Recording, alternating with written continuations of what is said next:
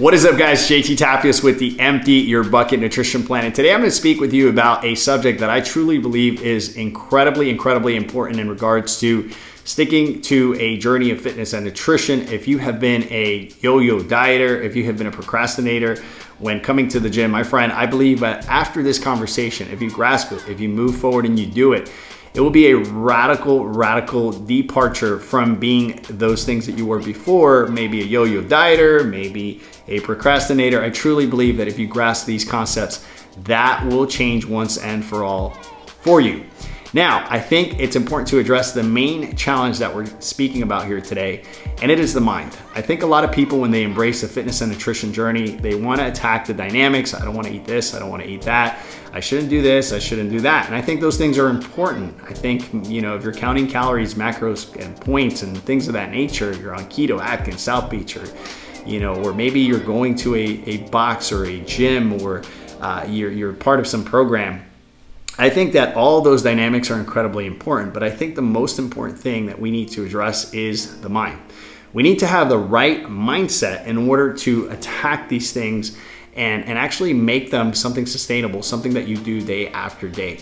And so with that being said, I think it's important to speak about how the cognitive process, how you actually think and how you actually take action, because it just doesn't happen. It seems like it's something very natural, but there's actually a process. And since there's a process, we can track that process. We can intervene in that blueprint and really make some radical changes in your mindset that will make this whole fitness and nutrition journey something very sustainable for you. So the cognitive process is very simple. We have a thought that leads to an emotion, that leads to an action. Now, if that action is good or bad, right, we create either good or bad habits, and from there we create a character, and then that consistently repeats in our lives. I think that's important to understand, because I think a lot of times things happen to us and we think, well, I'm just not meant to do this, or I'm just from this country, or I'm just big bone, and we come up with all these ideas, and that's exactly it. They're just ideas, tapes that you're running in your head, and based on those ideas, you are getting the results you're getting. So if we change those tapes, I promise you, my friend, that we will make some radical changes. I want to introduce you to a big word that will make a huge difference, and I'm gonna abbreviate it as RAS. RAS, R-A-S. The reticular activating system is a part of your brain that focuses on things that are relevant, things that are in front of you, things that are most important for you at that particular time. An example of that is maybe one day you fell in love with a red BMW, and you did all the research on the red BMW, and all of a sudden, everywhere you looked, that red BMW kept popping up. And some of you guys would say silly things like, well, the universe wants me to have it. God is talking to me. And even though those are romantic ideas, I truly believe that what's at work in that particular moment is your reticular activating system, which that is what it is in front of you. That's what's most real to you. And prior to that, you were deleting, distorting, and generalizing that particular idea. And so with that in mind, I want you to sort of hold that idea on one side, the reticular activating side of things. And then I want to talk to you about a second concept, and then we're going to join those two concepts. I want to speak with you about the why and the importance of the why. You've heard this in many personal development books. Find your why. What is your why? Truly, the romantic idea about the why is an important one, because once again, we're going to focus on the things that are important to us. So maybe you've had a bad doctor's report, and that's what's motivating you to make some changes in your health and the things you're actually doing or not doing, and that's great. I know that's sort of morbid for me to say that that's great, but what I'm really saying is that you won't do anything until you're uncomfortable, right? So finding a very strong why for these things is pivotal to your success, right? You want to have the right mindset, and the way you do that is focusing on the right why. I'll give you a crazy analogy. I'm sure you've seen the landscape of Dubai, right? You've probably seen it on the internet or videos. There's lots of tall buildings there, right? Most buildings there are 100 feet plus. So I want to give you this analogy of going up on one of these 100-story buildings, right? You go all the way to the top, you get to that top balcony there, and you make your way up to the edge of the building. And when you look over, there's another tall building, just like the one you're in, and a gentleman comes up and makes a proposal, and he says, hey, so-and-so, I'd like to pay you $10 million to cross this ladder from one building to the next, but here's the caveat. There's a 97% chance that you might actually fall and die. I think if you're in your right mind, most likely you would turn down the $10 million and say, no, thank you. That sounds great, but I love life and I don't want to die, and absolutely not. I wouldn't do that. Now, same scenario, right? One of your loved ones comes beside that gentleman. And the gentleman says, hey, here's the proposal.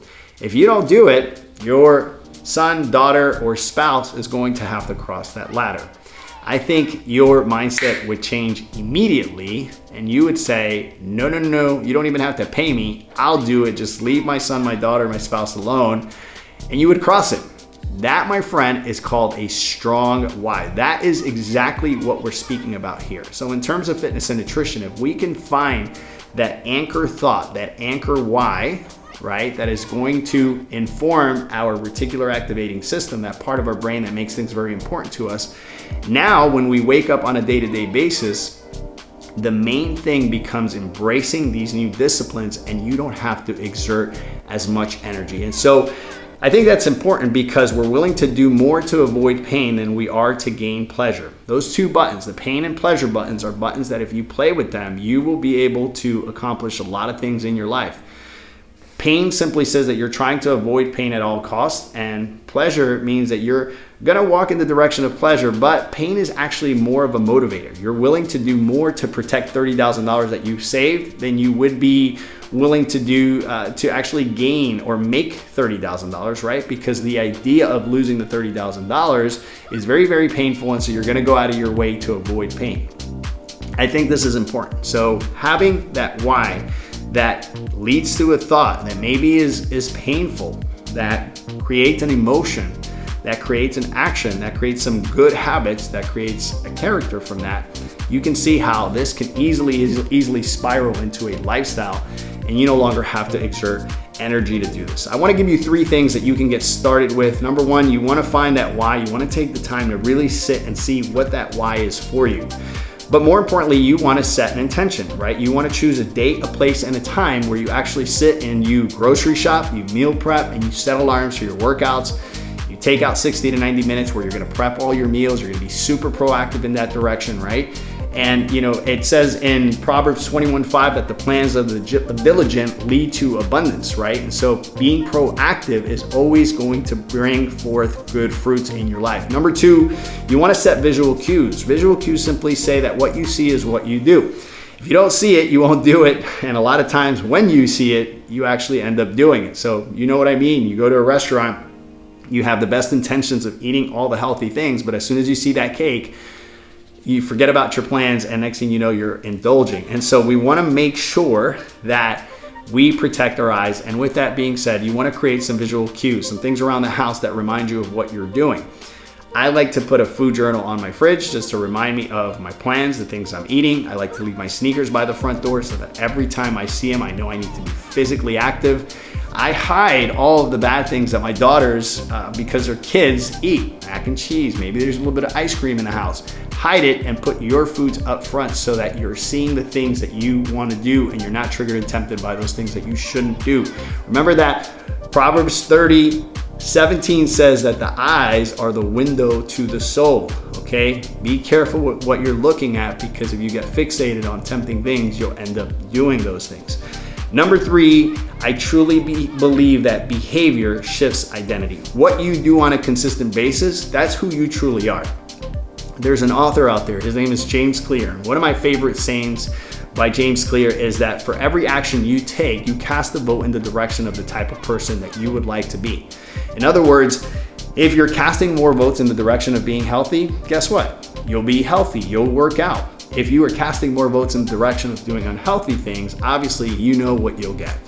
So guys, I hope you've gotten something out of that. I truly believe that if you grasp these ideas, if you watch this video again, if you take some notes, and more importantly, you take action in the direction of finding a strong why and informing your RAS, your reticular activating system, you connect a little bit of pain to it, my friend, you are gonna be incredibly successful, and being a procrastinator or being a person that yo-yo diets will be a thing of the past. Guys, my name is JT Tapias. I'm a professional fitness life coach with the Empty Your Bucket Nutrition Plan.